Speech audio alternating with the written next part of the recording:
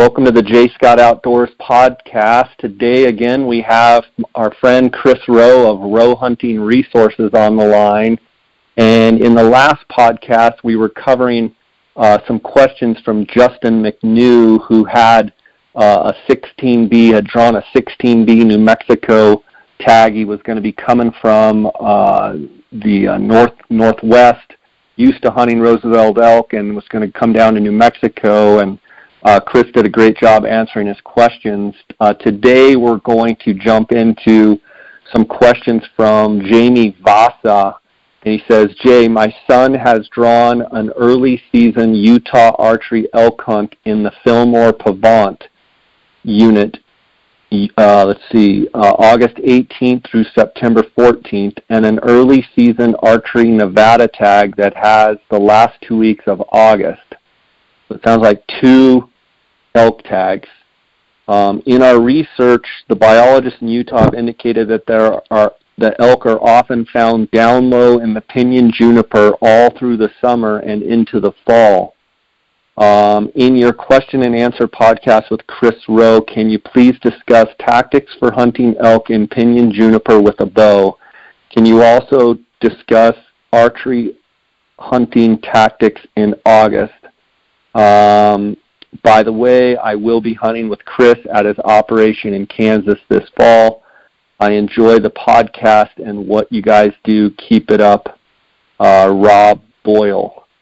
Jamie Vasa. Rob Boyle's the next group of questions. So Jamie, obviously his son has drawn 2 elk tags, Chris, one in the state of Utah, which has early season dates, the 18th through the September 14th, and then he also has an archery elk tag in Nevada that's the last 2 weeks of August. And it sounds like they've talked to someone saying that the elk are going to be in the pinyon juniper. I might argue with that a little bit. Not that I'm discrediting the biologist, and not that I'm saying that elk don't live in the pinyon juniper all year long, but I would urge Jamie and Chris, forgive me before you dive in, I would just urge Jamie to make sure that he doesn't, possibly check some other sources as well, because, elk are notorious for being up in the high country where it's cooler in the summer and then moving down into the pinyon juniper. In Arizona, where, say, a Unit 9, you've got ponderosa pines and juniper, there's not a big difference between the pines and the juniper country as far as temperature, but some of these high country areas like Fillmore Pavant in Utah, or even some of the mountain ranges in Nevada, there is a big discrepancy between temperatures at 9 and 10,000 feet and 5,000 feet. So Jamie, I would say if you've got great information from the biologist, that's fantastic, and we will cover your question on pinyon juniper hunting. But also make sure you cover your bases on both of those tags, as the first thing I would think of is in late August type hunting is that those bulls typically, are going to be in the velvet way up in the high country, sometimes above timberline, sometimes in the, dark timber where they can get some shade and some cool. So just make sure you cover all your bases, maybe talk to some other biologists and some other Forest Service guys, and just make sure that your information there on the pinyon juniper is not, one-sided. And again, it's not taking anything away from the person you talk to. Just make sure you're covering all your bases there. Chris, why don't you attack his questions about hunting pinyon juniper country? Yeah, I agree with everything you just said.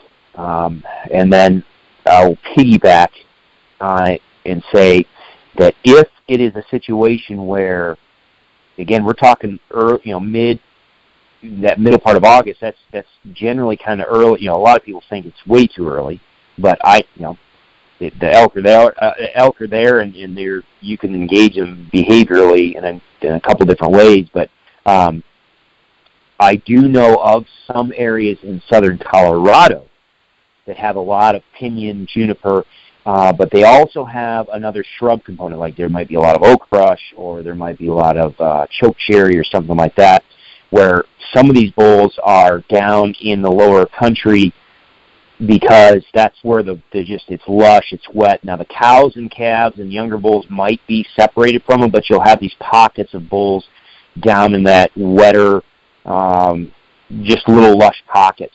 If that is the case, even by the ag country too, right? I mean, hayfields and such are typically in the lower country as well. Yeah, yes, and that's where I would say that I think the only caveat to what you said, because I agree wholeheartedly with what you said.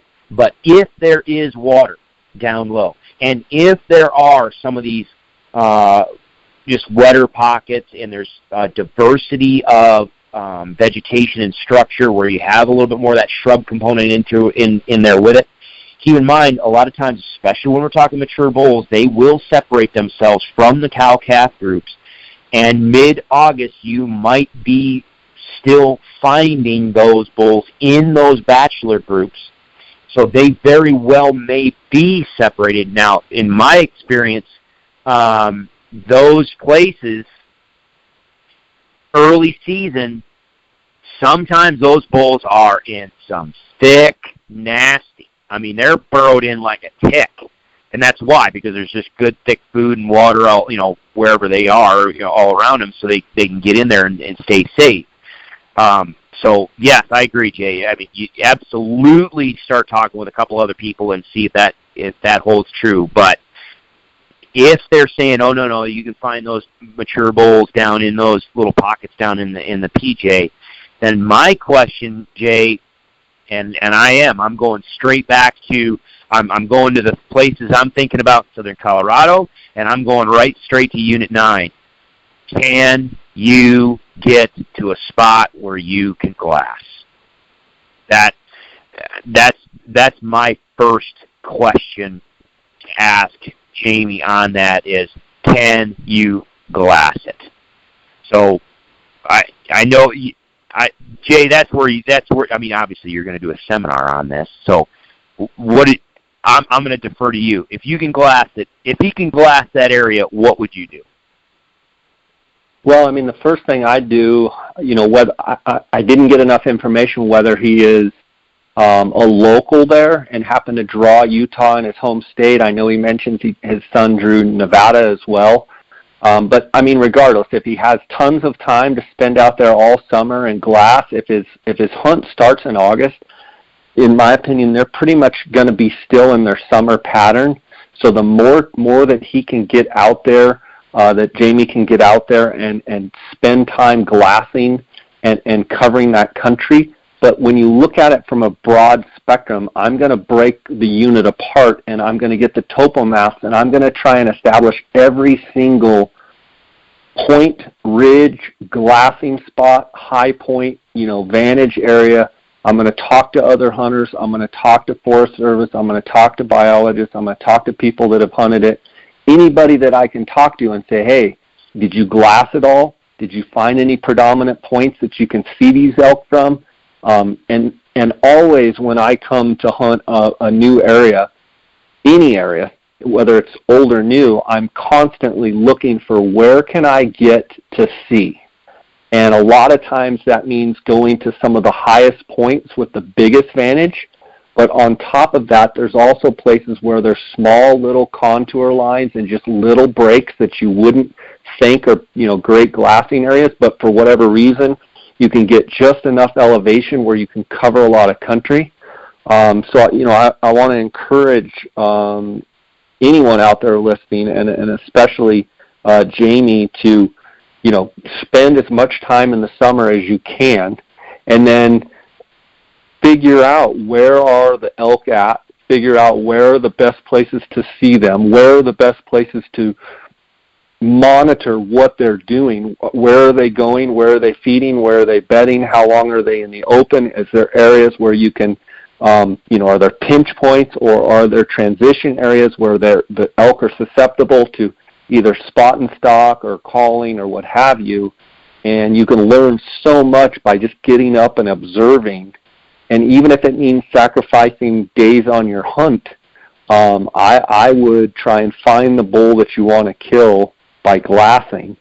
Also, talking about hunting pinyon juniper, the one thing that I really do like about pinyon juniper, and Chris, I'll want your feedback on this, is from a calling standpoint and even from a spot and stalk standpoint, if the elk were silent, one of the biggest benefits of spot and stalk or calling in pinyon juniper country is you can get pretty darn close to those elk without them knowing you're there. Rather than if you're hunting in ponderosa pines or aspen or what have you, where they can visually see for a pretty good long distance. A lot of times in most traditional pinyon juniper country, they can't see more than about 20 yards because the way that the tree structures are, they're staggered in a way pretty thick and dense where, when you try and walk through a pinyon juniper forest, you can never walk a straight line. You're having to zig and zag in and out of those trees, and you can use that to your advantage. So, talking about pinyon juniper strategy, I use the Sneaky feed. I think they're made by Sneak Tech, and they've been phenomenal. They've got a big memory foam, foot pad on them, super quiet, and it would be awesome for this hunt that him and his son could use both on the Nevada hunt and on the Utah hunt, where you can sneak into those elk pretty close. And even in August, Chris, and we'll talk a little bit about it when we get into our August tactics, if you can get in pretty close to elk and communicate with them in a close proximity. In other words, the first time they hear you call, you're pretty close to them. As long as you're subtle and you're communicating using Chris's tactics that he talks about in Roe Hunting Resources, you can call in a lot of elk even if they're not bugling. Chris, I'll let you take the floor here on your thoughts on that. No, I agree. I mean, and I was kind of sitting there laughing because back when, this was a couple years ago now, when I came down and we got to spend some time with your elk hunter. Oh my gosh, it kills me. See, because you and I are very similar, and then we've got some really pronounced differences. Jay, you love the glass. I mean, you are the glassing master. I do not like this, and this goes back to the previous question too. The other podcast about the other guy said I just don't have the patience to glass. I'm that way. I will glass as much as I have to in order to give me the information that I need. But after that, I would rather just bomb down it, not bomb down it, but that's what I love about the pinyon juniper is because you can get in there. What you said, the way the habitat is chunked up and the way the trees are that mosaic, man, you can get in there and you can get close.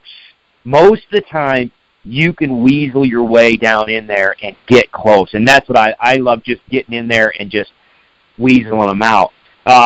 So you're absolutely right. Now, with that being said, too, I think the other part about this is, I love to call. There's no question about it. I love to call. I love to communicate with them. However, I think both of us would be remiss if we didn't just talk about the fact that, okay, well, A, you're talking about glass and figure out what the pattern is. Where are they going? When are they going there? All pinch points. Absolutely, 100%. Me, the only thing I'm going to add to that is pinyon juniper country as a habitat is pinyon juniper country typically because that whole area is drier. And if it's drier, then that means water is usually a little bit more limited or it's a little bit more focused. And so if you are committed to hunting pinyon juniper areas, water ends up being a key factor. Where are they going? They need free water to drink each day, or at least every other day, but at least usually it's every day. And then especially, and if you've got some of these little pockets where it might be a little bit wetter, who knows if you've actually got a live creek in there or something, or springs or seeps or something like that where water's actually coming out of the ground or pooling up from rainstorms. If that's the case, great. If it's a man-made, impoundment or something, that's there you go. But regardless, water I'm absolutely going to focus on where the heck is the water. So if Jamie is not a resident out there, or for anybody that's wanting to go hunt an area that has pinyon juniper, get on Google Earth right now and start looking at your area. And I mean, zoom in and start picking things apart and seeing if you could, are there stock tanks? Are there wildlife improvement? As far as, in Arizona they call them trick tanks, or, wildlife waters or whatever. Are there stock ponds or impoundments or tanks or whatever? Where are the water sources? Okay, now, let me take a step back and say, I had one guy tell me he got upset with me one year because he's like, "Why are we not hunting this water hole?" I'm like, "What are you talking about?"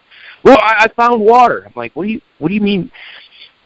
He's looking at a satellite image from 2013, and it showed a stock pond that had water in it. Well, we were driving by that stock pond every day. The reason why we were driving by is because it was bone dry. Okay, just because you find water on a satellite image or a water source does not necessarily mean in a dry year that there's going to be water in it. But from a Google Earth standpoint, I'm going to mark every single one of the likely places that could have water. And then the first day I get into the unit, I am going to go to every single one. And I'm just going to start checking off. Is there water or not? Yes, no, yes, no, yes, no, yes, no. And then is there signs? Yes, exactly. What's the activity around here? And then on Google Earth as well, it may not even be a situation where you have a stock pond or a trick tank or something like that. Well, a trick tank is different, but if you're looking at Google Earth and pick some imagery that usually now you can go back in time and you can look at different images from different dates. Pick some imagery from the summer. Like late summer, August, the same time that you're going to be in there, and look at the color of the vegetation. The color of the vegetation is going to be a big key on whether or not there's water there. Pinyon juniper is going to be a really dark olive, dark colored green. But if you're looking across a landscape and all of a sudden you see a light green spot on the map, zoom in on that sucker. Because if it's light green, then it means it's probably a deciduous type of tree. So it's like a cottonwood or oak brush or something else. If it's a lighter green, oftentimes that's a pocket where there's a spot there where there's just a little bit better soil moisture. There might be a wallow in there. There might be a little spring there. There might be something there. I'm going to plot that on the map too. And then when you get in there, like Jay just said, what is the sign? How much, if this stock pond's got one set of tracks in it, and then a mile away, this other little pocket of water it looks like someone took a rototiller on it. Okay, well, I'm going to pay attention to that. And then I'm going to get up, like you just said, I'm going to get up, I'm going to glass, I'm going to watch, I'm going to see what's going on. Because the other thing, especially early in, when we're talking middle of August, like you said, Jay, that a lot of times those bulls can still be on summer mode. Oftentimes, if you've got a water source and there's activity around it, sometimes those things are predictable as the sunrise when they come in and out and engage that water. Set a ground blind. Either, brush in and make a little a little pit ground blind there, or bring in hike in a double bowl style, ground blind or something like that, and use a ground blind middle part of the day. Because the other thing, yes, I love to call, and what Jay was talking about, getting in there and being able to work close is awesome when you're on your feet chasing bugles and going and actually engaging animals. But the other thing I love about the pinyon juniper in some of these areas is if you found water, because the habitat is so messed up like that and chunked up, they actually feel, I think, a little more comfortable moving through that landscape and actually engaging that water throughout the day. And so there's plenty of times where people have been very successful at sitting water in the middle part of the day in the pinyon juniper and having bulls just walk right in, broad daylight, 2 o'clock in the afternoon. Here's a big old giant bull coming up to get water. He might not have it. Again, if we're talking middle of August. Go ahead. Chris, let me add something real fast here. everybody out there listening, check the state that you're hunting and the regulations and what have you, but set a stinking trail camera. If you get there in the summer and you have time to scout, set some trail cameras on some of these waters in the pinyon juniper country, in the more arid country. I mean, pinyon juniper is arid country, and typically water is key. Join the crowd and set trail cameras, and you'll know what's coming in, and then you'll have an idea of, this bull's here, that bull's here. And more than likely, the last 2 weeks of August hunting pinyon juniper country, they're not going to have much change in their pattern. So I want to throw that in there as well. I mean, set some cameras up, and as long as they're legal in the state you're hunting and time frame and all that, give yourself every advantage you can. Learn as much as you can. Inventory, those bulls. I know Ryan with DC Outfitters, I've had him on the podcast several times talking about Utah, and he's killing some of the best bulls. His favorite time is that first 2 weeks of the hunt, the last 2 weeks of August, right when it starts, and he's patterning these bulls on wallows, patterning these bulls on water holes, and in some cases he's getting up in a lot of cases he's tree standing them. So those are definitely tactics that sometimes it's a little hard in a pinyon juniper to put a tree stand, but there's a lot of times random ponderosa pine here and there that you could set a tree stand on, as well as Chris is talking about a ground blind. Go ahead, Chris. No, but just keep bouncing with it, because you're right. I mean, that is, it's funny. I mean, just as a little quick aside, Colorado went through, every year every 5 years, the big game season structure. You'll have people propose that, we want to change the season date so it starts September 1st and then goes to the end of September, because in their mind they don't like the fact that the season starts at the end of August. They're, it starts too early. I love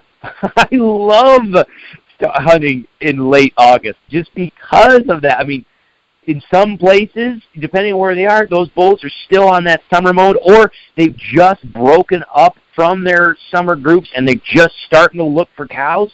Man, there's so many different opportunities and ways to engage those animals and call them to where, but I'm serious. If you've got some good water, then you can literally hunt effectively all day long. You can go out in the morning, you can glass from a hilltop or whatever, you find a big bull, he's out there feeding or whatever, and if you want to jump down in, or maybe he's starting to bugle, maybe he's starting to kind of just feel a little frisky or whatever, and you want to jump down in there and chase after him and try to call him, go for it. But then middle of the part of the day, if you want to relax and nap and do whatever, rather than going back to camp and doing it, go crawl into a ground blind and chill the rest of the middle part of the day on water, and then the evening you can either A, sit the rest of the evening until dark, or go chase bugles in the afternoon or that late evening. But no, water is usually key down in those pinyon junipers, and so depending on where you are and how much moisture they're getting, obviously if all of a sudden 3 days before the season starts, you get this gigantic gully washer of a thunderstorm that dumps 8 inches of moisture. Okay, every pond might be full, but if it stays dry and the water is isolated, wherever those now, and you just nailed it too, Jay, about the game cameras. Sometimes you'll figure out where the best water sources are because there's 18 game cameras on the stinking water. So you can also evaluate what your possible other hunter pressure might end up being in that area as well. But no, and then the only other thing that I would add on that one, as far as how I would engage it, I'm glad this actually came up, because I forgot to mention this in the previous podcast. People hear me talking all the time about cow calling, and that's one criticism that people definitely give me about, he just talks about cow calling. Well, anybody that's on the elk module knows that I've got an entire series in there and videos on with bugling and bull vocalizations as well. But I think the reason why most of the time I focus on cow calling is that because typically that's where I generally, when I'm going to work an animal, not necessarily locate an animal or find, prospecting, but when I want to work an animal, I will usually jump to cow calls first, cow vocalizations first, really, A, because I can be very successful with it, but B, also simply because there's so many other people out there that just simply bugle or jump straight to bugle tactics. And so people end up forgetting the fact that you can actually use cow calls very effectively in some of these areas that you might, most people are talking about challenging bulls or worrying bulls or whatever. Well, in this case, oftentimes when we're talking mid to, that early part of later part of August, quite honestly, sometimes I've found that the bulls are actually more interested in other bull sounds maybe than cow calls. So this is one of those situations where that bugle is going to be my friend. Maybe not just doing full-on bugles. I can almost tell you right now I probably won't be doing any, quote-unquote, what people call a challenge bugle or what I classify as a dominant bugle. I'm probably not going to be doing many of those, but from just your basic contact bugles, the level 1 contact bugles, to whines and moans and huffs and just chuckles and all those subtle vocalizations that bulls do with one another, sometimes as those antlers goes from velvet and they start to dry out and they start getting hard horned and they start rubbing their velvet, and this is in August, you'll see them start to spar a little bit more. They start to get a little bit more testy. They don't want to be they start to separate themselves a little bit more. That's where other bull vocalizations can be absolutely dynamite. And again, I'm not talking about big full-on bugles. I'm just talking the subtle stuff. Those can be absolutely deadly in those pinion junipers, because if you've got a bull pattern and you know where he normally goes, and then all of a sudden you start off the season, or you see the game camera and says that there's 3 or 5 different bulls using this particular water source, but then when you get there and you start watching, all of a sudden now it's just down to 2, and then the next day it's down to 1. All right, they're starting to separate. You can slip in there, get close, and now use those subtle bull vocalizations. A lot of times they won't even bugle at you. They're not going to scream at you. They're just going to maybe mew at you. They might chuckle at you. They'll keep it low-key, but boy, oh boy, here they come checking you out. And the other thing is, if you've got a good set of brown, good quality, hard, brown antlers, and I'm not talking about giant, I'm talking something that's functional, like it's a nice set of decent 4x4, maybe decent 5x5 antlers, do not hesitate to set up in areas where you know that, especially close to bedding areas. You've watched, they've kind of disappeared into the pinion juniper, or you heard them, and they've just kind of vanished off into a certain direction. You don't know where they are. Get yourself on the downwind side, get in close, set up, and just cold call, rattling. Absolutely. Just rattle and absolutely. And what I say is, and I talk about this, and you can see me talk about this on one of my videos. Well, actually, it's on YouTube, too. I think it's called Looking for Big Bulls in Southern Colorado or something like that. YouTube. That's one of the YouTube videos.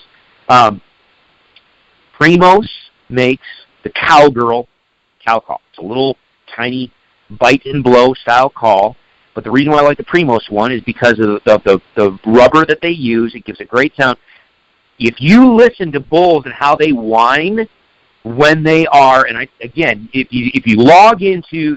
end up logging into the Elk module, go onto the Bull Vocalizations series, and you can hear me talking about this and giving a demonstration, and you can see bulls demonstrating this. If you listen to how they whine with each other while they're sparring, oh my gosh, does the cowgirl cow call do that whine absolutely perfectly. Dude, you can simulate a couple bulls just sparring, tickling antlers. You will sucker other bulls out of their bed. Oh, it is such a fun way to hunt. You just got to be careful because they're going to come in silent. You'll just see that, in pinion juniper country, you'll end up hearing the rocks crackling. You'll hear kicking rocks, and then you'll see the feet coming under the PJ. Get yourself set, because a lot of times they come sneaking in, and it can be awesome. Yeah, it's always great to do it with a buddy. I would encourage Jamie to have a set of antlers on both of these hunts. Have a set of antlers that you can clank together and use it just like you would use a cow call. Get the shooter set up in, get the wind, get everything set up just how Chris would normally tell you how to do it in the elk module in setup. But it can work, I think, early season. Well, quite frankly, any time during the season. I think it's one of the most underutilized calls there is as far as tactics, and that's clanking elk antlers. And then if you can add the sound that Chris is talking about, the just and I mean you can add that. I mean, a lot of times they're going to come straight in. There's going to be no hesitation. They may come in kind of looking, but they're going to come to that sound. I mean, very rarely. It almost works every time. It would be a tactic that I think you could use throughout the whole season, and I think more people should do it, and I think they would do it with more success. And you don't hear the clanking fighting like you would hear maybe mid-rut, mid-September, but you just start ticking them together and making those little sounds. Oh, I mean, who doesn't want to go see who's kind of rubbing, fighting with each other, kind of doing some sparring? And absolutely, and what you said is absolutely true. Most of the time, they're not going to come at this time of the year. They're not going to come in aggressive. They're going to come in curious. Now, depending on the bull that you're dealing with, if you're talking younger age class bulls, do not be surprised if somebody swings around and comes in downwind. So, absolutely, if you're talking about a father-son type of deal, or a team situation where you've got more than one person, I think just if you know the direction that the elk should be coming from, then absolutely put the shooter out front to where somebody can cover that direction. But if you're just in a cold call at a water source, then have the caller, whoever's going to be rattling antlers, it doesn't even matter. Have the caller positioned where it makes sense for there to be somebody, activity there. But have the shooter either be with the caller watching the downwind side, or have the shooter just a little bit off to the side on the downwind side, because that's one of the risks of again, if you call like I do and use some of the things that I do, you actually get yourself into trouble because separating the caller and the shooter too far, because so many times the elk just comes. I mean, they're going to come to me, so just sit with me. You know what I mean? That's just kind of one of the things that I tell people. But definitely cover the downwind side, but don't separate yourself too far to the point where you can't cover effectively all the way around you, because it's a natural sound that they are hearing at that time of year. It's something that nobody else usually does, really. And so most of the time, anytime that I've rattled them in, they just come in curious but relaxed. They just stroll in and look. And once they start coming in and looking, once you can hear the footsteps in the gravel, you see the feet coming in, just set them babies down and just be quiet and just let them look. And if you need to coax them just a little bit more, just don't change. Don't go blow a cow call. Don't go and blow a bugle. Just grab that little bite and just give them a slight little whine again, and then done. Let them search their way right on through. But the pinyon juniper makes it so great because they have to come seek you out. Most of the time, they're going to come right in without hesitation. Chris, it's all good stuff. I think we'll end on this, too. I mean, obviously, he's got 2 hunts. It sounds like the Nevada hunt is just a late August hunt, so I would assume they're going to hunt the Nevada hunt first and then go hunt the Fillmore Pavant. That's a phenomenal tag on the Fillmore Pavant. Jamie, I don't know how good the quality is in Nevada where you're at. I don't know what hunts you have. But do not let the Fillmore Pavant tag go without a bunch of time being devoted to that hunt. I would tell you that, the last, 8 to 10 days of that Utah hunt is probably going to be phenomenal. And I'm excited to see how you guys do. So make sure you double back with us and send us a picture. I appreciate the questions. Chris, we've got other questions here to get at. Sure. I'd like to thank the sponsors of this podcast. I'd like to thank Go Hunt Insider. They're the best Western hunting resource tool out there. If you're looking at putting in for all these Western states, you can use the Go Hunt Insider to find out draw odds, statistics, harvest data. You can, every application period, they come out with great application strategies. Use the J. Scott promo code. When you use that J. Scott promo code, you're going to get a $50 Go Hunt Gear Shop gift card that you can spend immediately. They're also giving away monthly giveaways of great gear, great hunts, and what have you. All you have to do is be an Insider member to win. Also want to thank KUIU.com. I want to remind the listeners out there that I will be in California, in Dixon, California, on Saturday, June 23rd for the KUIU Mountain Academy. The showroom opens at 9:30 on Saturday, June 23rd. It's the first seminar starts at 10. The showroom is open from 9:30 to 4. There's going to be a showroom sale. You get 15% off with a purchase of $150 or more. They're going to give away 2 giveaways at each seminar. There's chances to win $250 gift cards, one for the RSVP attendees and one for the same day attendees. So you can go to KUIU.com, check out the link for the Mountain Academy. If you register early, RSVP, you're going to be entered into a drawing for one of those $250 gift certificates. And then there'll also be a separate drawing for the same day attendees, and you must they'll be awarded at each seminar, and you must be present to win. The seminars, there's 6 seminars. Jason Harrison's going to go first from 10 to 10:45. He's the KUIU founder. He's going to be talking about the new 2018 product previews.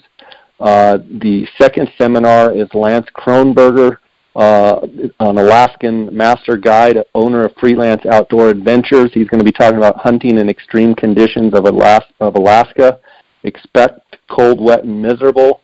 Lance is the guy that I'm actually hunting in August with on my Chugach Doll sheep hunt, so that should be a great seminar. Seminar number 3 from 12 to 12:45 is Paul Bride. He's an award-winning outdoor adventure photographer. He's going to do a crash course in documentary-style field photography. Then there's going to be lunch, free lunch from 12:45 to 1:15.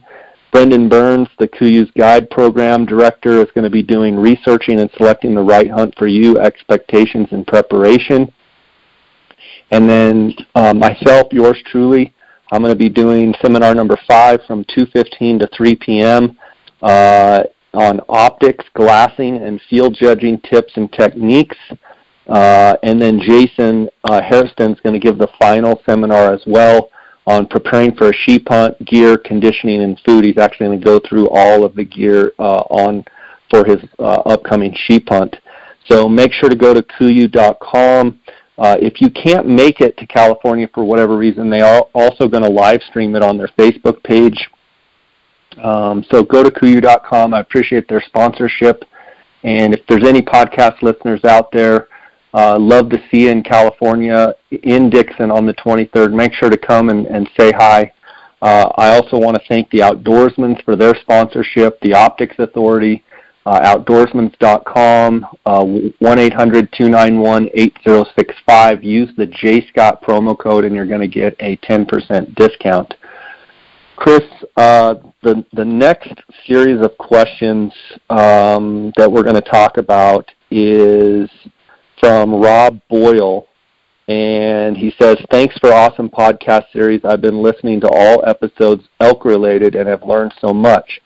My brother and I have Arizona bull archery tags this fall, and we're doing everything we can think of to get ready to try and kill our first bulls.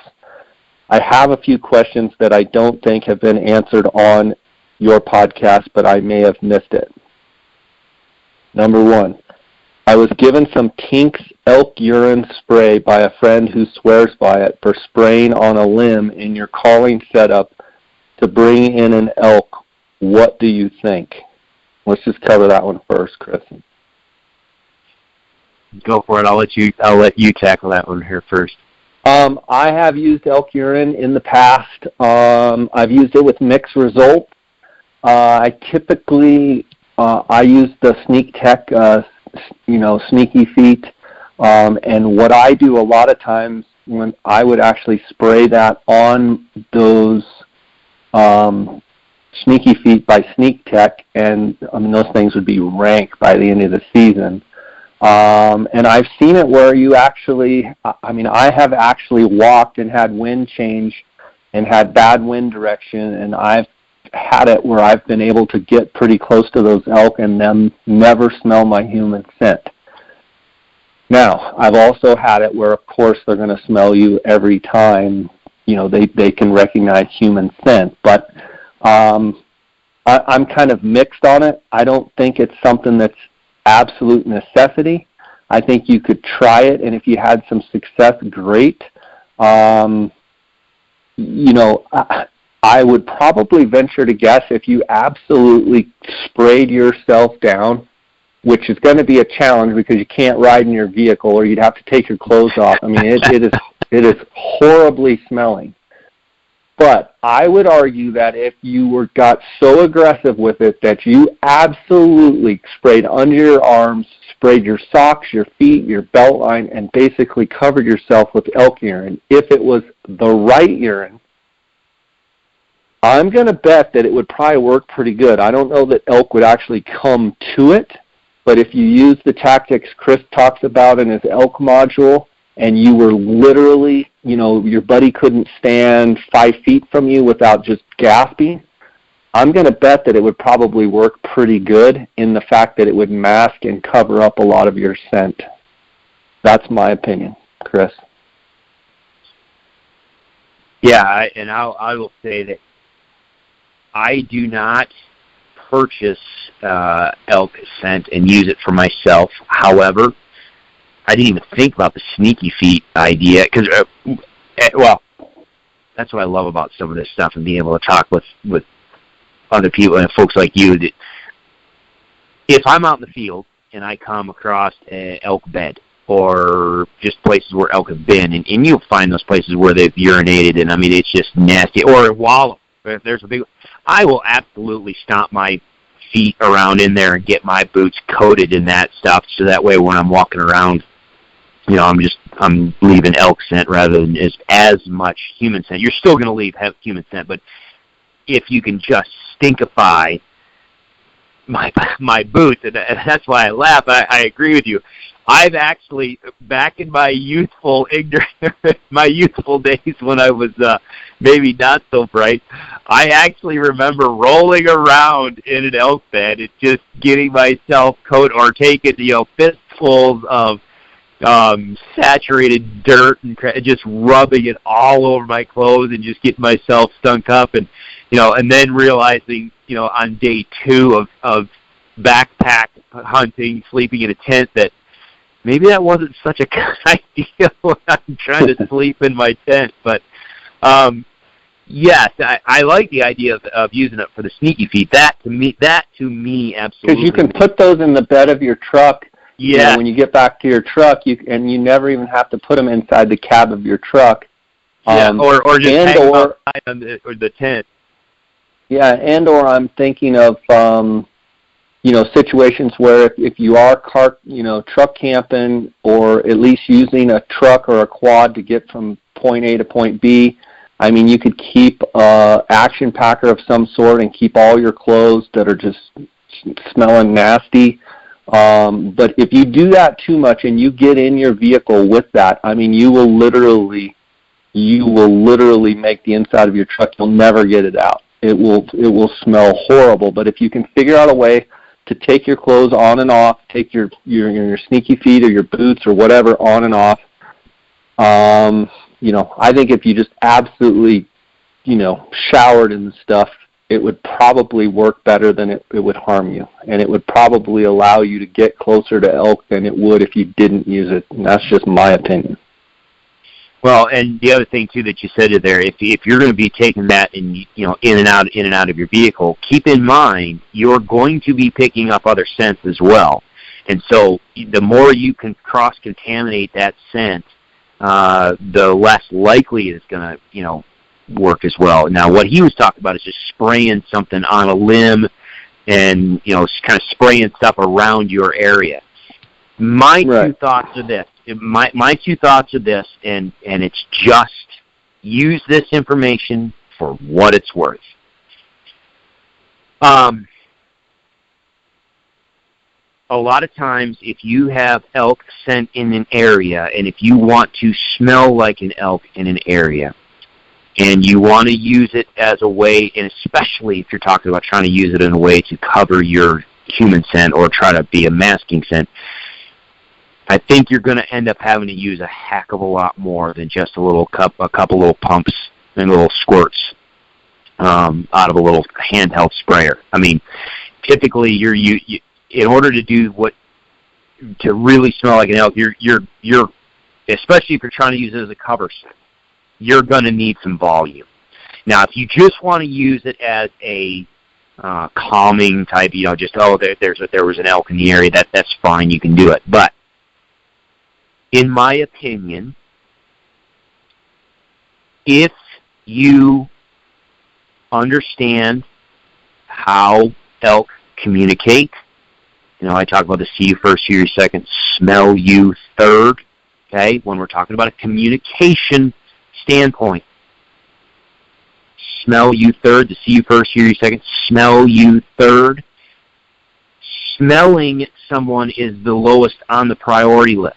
Now, I'm not talking about from a safety standpoint if they come in and they're on edge because they don't think it's a realistic setup or their calling has not been realistic, so they're kind of cautious or nervous, or you're using buglers or whatever, or if a younger age class bull comes sneaking in from the downwind side because he's nervous about getting his butt whipped from someone else. I'm not talking about that. That's a safety. But from a communication standpoint, if you take that into account, that they want to see you first, hear you second, smell you third, and what I talk about from the doorway principle, I can tell you, and I actually talk about it in those videos, you can cut out about 90+% of all the situations of when an elk is actually going to swing around downwind. Now, granted, I can't do anything about swirling winds, and yes, having elk urine might assist in swirling winds. Again, though, I would say if you're doing everything that you possibly can to do, reduce your human scent, and then also using a fair amount of elk scent, okay, now, in a swirling wind situation, sure, go for it. I think it probably will help rather than hurt. But I know a lot of guys try to use the elk scent as a way to circumvent the issues that are going to come with an elk swinging around downwind of your setup. I will argue if you pick your setups accordingly or properly, and you call realistically with strategic vocalizations, and I think, and I show this repeatedly, you can eliminate 90+% of the times when an elk is actually going to swing around downwind. They'll actually just come walking to you or to your setup. And then it's at that point, whether you have a shooter situation or whether you're, solo calling, solo hunting like I do, if you look at that doorway and you pick, you know where those elk are going to want to stand, you can make sure that you're on the downwind side of that to where when the elk shows up, he's upwind of you. And even if he wants to try to swing around downwind of you, he's got to go all the way around you. So I personally do not carry elk urine with me simply because I don't want to spend the money. I don't want to deal with the hassle of carrying something. It stinks to high heaven.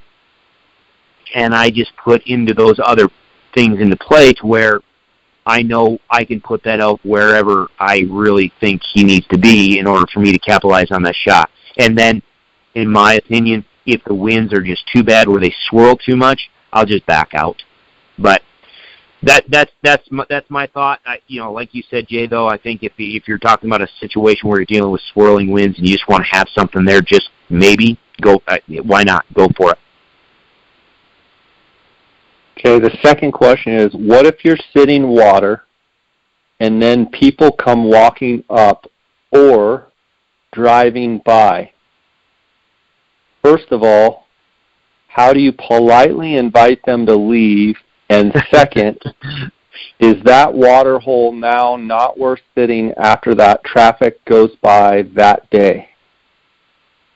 I'll dive into this a little bit, Chris. If you're sitting water and someone comes walking up and you're there first, what I would do is I would politely get out of my tree stand or my blind or my, man-made built-up blind, and I would walk over and say, hey, and they'll say, oh, I didn't see you there. And a lot of times you can say, well, what are we going to do? And a lot of times guys will say, well, you're here first, I'll go somewhere else. The key is politely. He says politely invite them to leave. It's something that happens in Arizona all the time, and it's something that you need to be aware of. And I always say first come, first serve. If you're there first, you have every leg to stand on that, you're there first. Now, what guys like to do in Arizona is they like to go to 7 or 8 or 10 different water holes and set up their ground blind on these water holes, and they even got to where they were hanging a note either on the blind or in the blind saying, I am going to be sitting this water hole, or I've seen outfitters say, I'm going to have a client sitting this water hole every day of the season, basically bud out. Well, that's created all sorts of problems and issues and what have you. The only thing I would tell the people that are committed to sitting a water hole is you need to go there and you need to be there first in every situation. If you're there first in every situation, morning, middle of the day, night, whatever it may be, and you're there every single day of the season, then at least you have a little bit of a leg to stand on to say, my mobility is impaired and I have to rely on this water. I mean, you can explain it to people when they come up. Where the problems arise are, guys trying to, leapfrog, get in before the guy gets there, or you see that the water hole has tons of activity. You're hearing bulls bugle, you're seeing them come and go, and you know that someone's sitting there every single day, and they're being good. They're getting there very early. They're staying the whole day. Like in those situations, in my opinion, first come, first serve. And I think we all, as sportsmen, we need to kind of monitor ourselves. In the situations where you might have a hot water hole and you've got 2 guys that want to sit the same water hole, maybe communicate and say, hey, what kind of bull are you looking for? Oh, it's my first elk hunt. I'd shoot any bull. Well, maybe the other guy wants to shoot, 6x6 or better, or wants to shoot only a big bull. Maybe he's willing to say, here's a picture of a bull. This is the only one I'm interested in. Why don't we both sit it?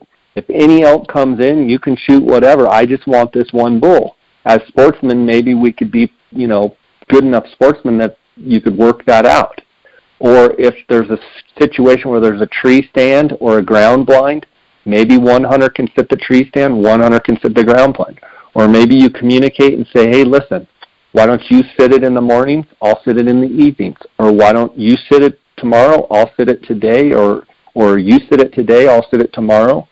And be a sportsman and communicate. Say, hey, it was my day to sit it. 6 bulls came in, nothing I was interested in. Good luck tomorrow. Keep me posted, and be a sportsman about it. I wish more of us, and we would probably not hear as much controversy if people would be a little more sporting and communicate with their fellow hunters.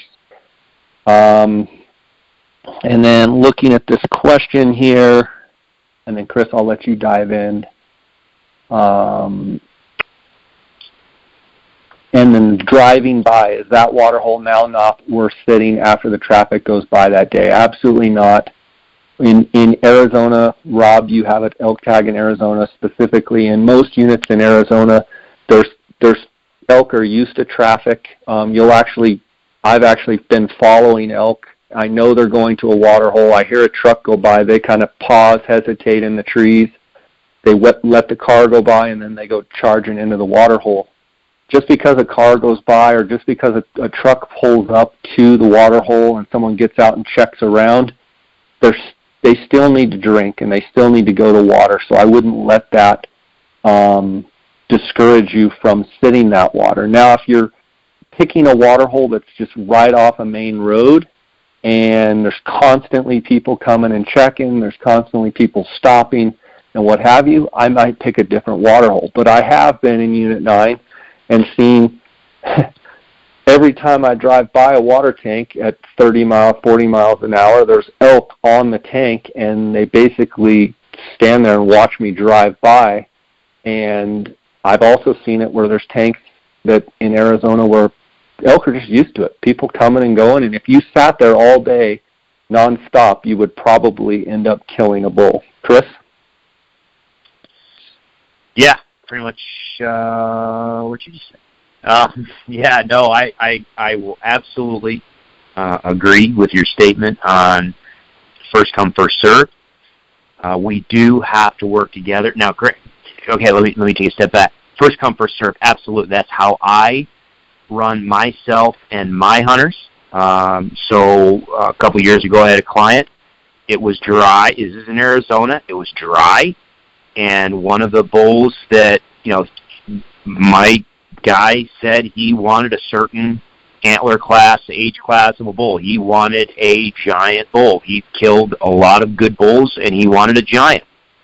And I knew that this area, there was a couple water holes, and there was a giant bull that was living in this area. So there was a really key water hole that I wanted to hunt, and every day that we'd go in there to check it out, someone was there. So we just kind of moved on. We did, it is what it is. Someone was there. Well, then all of a sudden one day, you drive by and the ground blind's gone. I don't know if they'd filled their well, somebody had killed an elk there. Now, okay, that's a separate discussion about what you do with a carcass, but somebody killed an elk there, and all of a sudden now the ground blind's gone. Well, as soon as I saw that water hole sitting vacant, it was a mad scramble. I went, grabbed my ground blind. I smoked. I dropped my hunter there, went back, grabbed the ground blind, put the ground blind up, and I made, for the next several days, literally, I made him get into that ground blind. It was like 4 a.m. It didn't get light for another 2 hours. 4 a.m. And the first day he did, he's like, what in the world? What is it? We're not even going to have any activity in here in the morning. I'm like, shut up. Yeah, we are. If you want what you want and you want to hunt water, this is where we need to be. And if you want to have access to, because there was a lot of other guides, outfitters, and other hunters that wanted it to camp their hunters on that, I said, if we want to crack at this, we need to be the first one there, and that's going to take commitment. And so we were getting up at 3 o'clock in the morning and getting there early.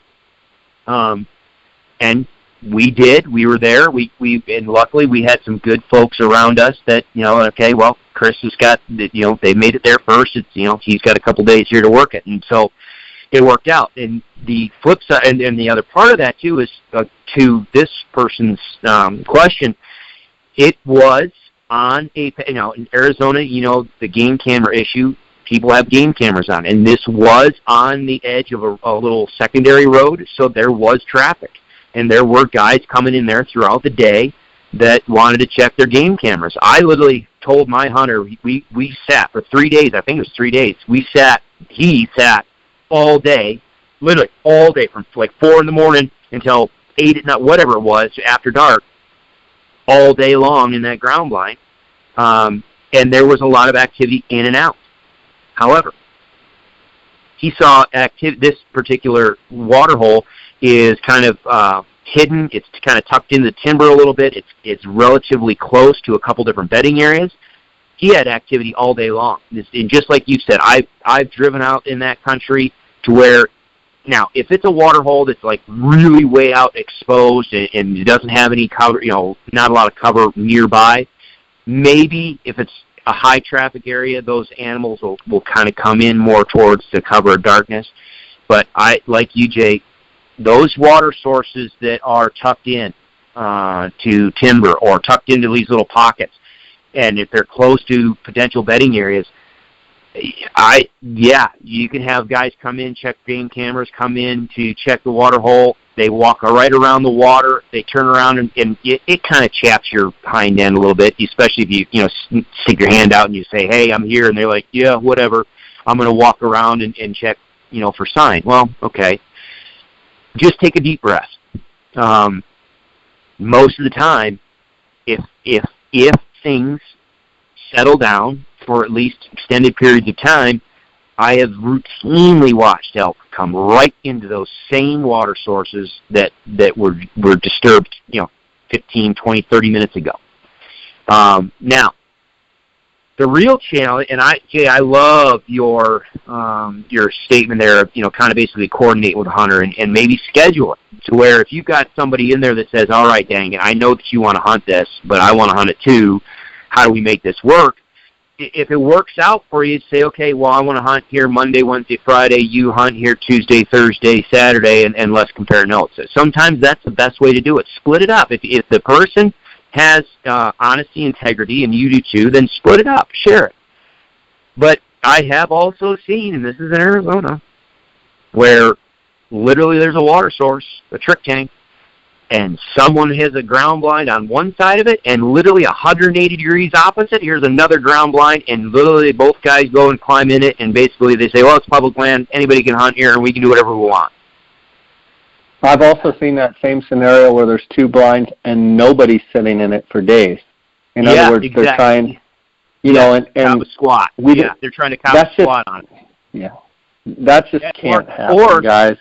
Or what I saw, this is a couple years ago, and this kind of got me sideways with a couple guys, because what they were doing is they're going around and they were parking an ATV, or they were putting these guys were using a paper plate from, just a paper plate that you use for barbecue.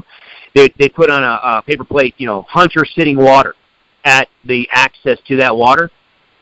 There was no one there. They were just putting it in there just to kind of cob the squat, or you'll see guys coming in at prime time, just walk. Oh, we've got to check game cameras. No, you don't. You know what I mean? No, you don't. So you're always, the risk of dealing with a jerk is out there.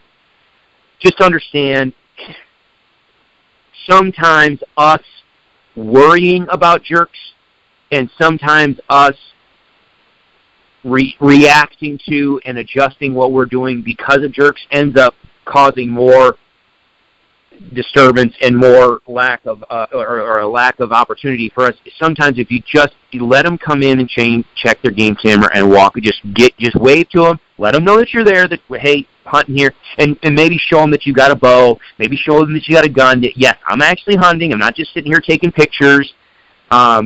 Yes, I'm hunting this hole. Okay, go do your thing, and please just kind of extricate yourself from the area as quietly as possible. But if you run into a person that just wants to be a jerk, well, sometimes they're just a jerk for that evening because maybe they mobilized, maybe their camp is a long ways away, maybe they've been planning on hunting. They put all their eggs in that basket. Exactly. That's a great way to say it, Jay. They put all their eggs in that basket for that one night. They show up and you've already beat them, and they're so angry. They're like, son of a, I don't care, I'm going to do it. Okay, just let them. Okay, fine. And if someone shoots a bull, great. If not, oh well. But just, that might be the only time that you run into them. And the other thing that you said too is people need to seriously consider this. And we did this. Again, my client wanted a giant bull, and we were only looking for like there's two particular bulls we were interested in. But he literally had bulls come all day long, every day, anywhere from 300 to 330 class, 340 class bulls coming in all day long. Well, one of the guys that was camped near our camp, we started talking to him. He still had never killed an elk. He was still trying to get his first bull. He didn't care if it was a 5x5. Well, Heath and I looked at each other. We're like, and I asked him, I said, dude, do you mind? He's like, no. So the next couple days, they shared the blind. They sat in the ground blind together. You want to know how much more enjoyable sitting in the ground blind is with a fellow hunter that you get along with rather than sitting there twiddling your thumbs all by yourself? So they sat the ground blind together, and it was my ground blind, and the understanding was If the giant monstrosity bull comes in, well, Keith gets a shot at it. But if any other bull comes in, Glenn can take it. Well, Glenn ended up killing his first bull. He was ecstatic. It was an awesome hunt and experience, not only for my client but the other guy as well. It became a long-term friendship. I mean, it worked out great, and it didn't bother that water hole at all. And one last little thing: if someone kills an elk on a water hole, don't worry about that too badly. Now, hopefully, if they kill the elk and the thing stinking dies in the water, hopefully they're smart enough to try to either just, we're talking Arizona, okay? So in Arizona, it is legal. In most areas, it is legal to use an ATV or some other vehicle to go recover your animal, okay? So if you can get a vehicle to it, cut your animal up, get it processed or whatever, but just drag that carcass away from the water. Do all of us a favor and just pull the carcass away from the water source. But if you show up and there's a carcass a couple hundred yards away from the water, don't be discouraged and think, oh, well, this whole thing's ruined. Nah, not necessarily. I've seen elk come right back to the same water that somebody had killed the night before. So don't let that discourage you. Then he asks, what if you see a bull that has an arrow in him already, but he is walking pretty well and is worth pursuing? Should you pursue him or assume some other hunter is going to be right on his tail? I ask because the very first deer I shot in Utah as a teenager was wounded, and it led to an unfortunate incident with some old guy and my brother toe-to-toe with 30-06s and me just wanting to resolve it peacefully. So I let the guy have the deer after I asked him to show me a blood trail from where I had even spotted the deer. I appreciate how you emphasize so regularly that we should all be good sportsmen. Thanks, Rob. If you see a bull that has an arrow in him and he seems to be fine, I think that you should, and it's a bull you want to shoot, I think you should try and finish the job and treat it as an elk that you want to pursue and pursue him. If you run into a situation where a bull goes running by you and it's bleeding and obviously freshly shot, I would monitor the bull, try and watch, see what's going on, not booger the bull, and then try and wait for the hunter or try and locate the hunter that has just shot that bull. Just as if you had just shot the bull, be a good sportsman about trying to help that person recover their bull. But if it's happened before where someone hits one in the neck, someone hits one high in no man's land, where they'll have an arrow shish kebabbing out of them, and they seem to be fine. If it's a bull you want to shoot, I say go ahead and shoot it. If all of a sudden then something arises and someone comes up, then you just have to have the gentleman's conversation of how do we handle this. One would say, the person that strikes first blood probably should get it. One would say whoever killed it should get it. Legally, I think the Game and Fish would say whoever actually mortally killed it would supposed to tag it. So, there's all sorts of issues there. If you have to get Game and Fish involved to make sure that it's the proper and legal way, give them a call, tell them what's going on. But again, you should be a sportsman about it and do the right thing even when people aren't looking. So that's my 2 cents. Yeah, no, I agree with that wholeheartedly. And obviously archery hunting is a lot easier than muzzleloader or rifle, just because typically, someone says, oh, that was my bull, I wounded it. Okay? And I agree. My philosophy is whoever mortally wounded that animal first. Because there's absolutely a possibility that somebody, say, made they pulled their shot a little bit and they caught a back of the liver in the guts. And that elk starts feeling sick. That elk is not, he starts slowing down, and then all of a sudden you're working a setup, and all of a sudden this bull walks in, and you shoot and kill him. Okay, that's fine.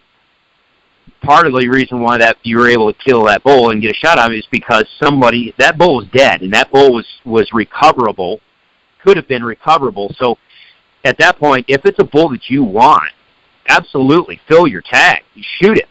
But understand that if all of a sudden someone comes down the blood trail and says, that's the bull I was, okay, well, if it's an archery hunter, at the very least, their broadhead should match up with whatever hole is in that elk. So if he's using a 3-blade broadhead, but the previous hole is a 4-blade or a 2-blade, no, that doesn't match your equipment. If the arrow's in the animal, obviously, then you can match up fletchings and everything else. But I agree, and quite honestly, I like how the guy handled his previous situation where, yeah, I mean, whoever mortally wounded that animal first, if you just get an arrow or neck or something, okay, yeah, you wounded the animal's fine, he's going to be running around. If someone else heart shoots him, I'm sorry. Whoever, stuck him in the neck, no, that's not your animal. You had a chance at that animal, you had an opportunity at that animal, but it just didn't work out, and so whoever just 12-ring that sucker and put him on the ground, that's theirs.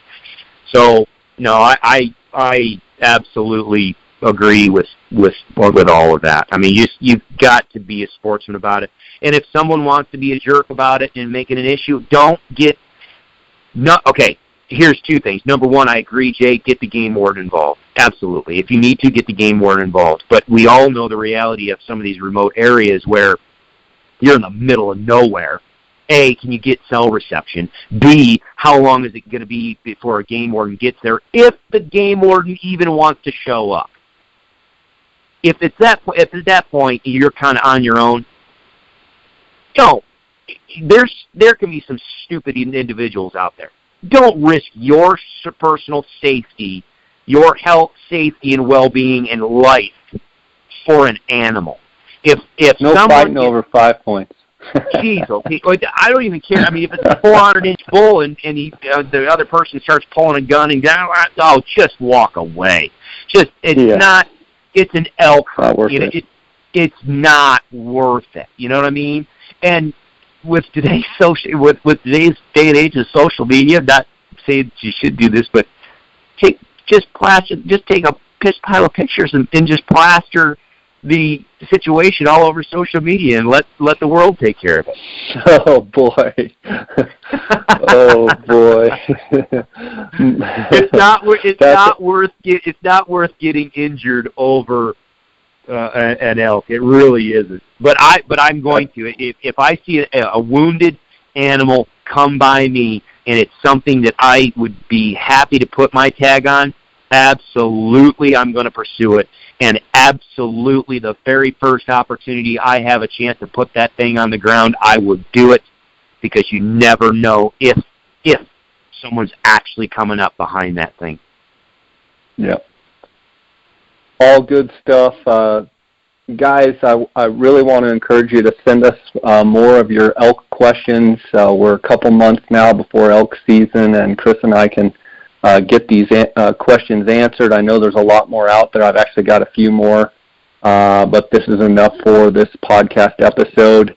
I want to thank you guys for your support and for supporting this podcast as much as you do, being as loyal as you are. I want to encourage you to check out Roe Hunting resources. Follow along Chris's Instagram, Roe Hunting, that's R-O-E, Roe Hunting Resources, Instagram and Facebook. Chris, give you last concluding thoughts or anything else that you'd like to say. No, I think this is a great little resource for folks. I mean, keep the questions coming. I really do enjoy being able to bounce some, having you chime in it as well, because I have my opinions. But I mean, goodness gracious, it's having another qualified person there chewing on some of the stat is nice to listen to and just help people get the most complete information as possible. And the other thing too is I just looked it up, and we were talking about rattling and we were talking about the sounds and stuff. If you're subscribed, for those that are subscribers, if you wanted, I looked it up. I've got the video here. So if you go into the elk module and you click on the foundation principles, that one block of information. The foundation principles are, for those listeners, are those basically what it is, the foundation of all the information that you need to build a foundation on how to best, get your setups and which calling strategies and tactics and all that. So you click on foundation principles, and then you click on the Bull Elk Vocalizations and Communication series. It'll open up all those videos that I've got on Bull Elk Vocalizations and Communication. If you go down to the Whines, WHINES, Whines, you click on that video. Watch all. There's 3 videos on the Whines, but watch them all. But the really good part where you get to listen to me and you get to watch bulls sparring, you can hear this, is on the 3rd video at about 3 minutes and 30 seconds. It's a couple of really big bulls, but they're just playing and sparring. You'll be able to hear what we were talking about. If you want to try rattling, I'm telling you, it is one of the most underrated tactics, especially for early season. And that video clip of those bulls is absolutely what you want to sound like and what you want to do. So check it out. Right on, buddy. Thanks so much for your time, and I look forward to having you on again. And man, it's elk season's coming. Personally, I've got a couple of Dall sheep hunts that I've got to get under my belt and get completed this summer before I can really start thinking about elk season. I did just get back from the Ot6 Ranch over in Colorado.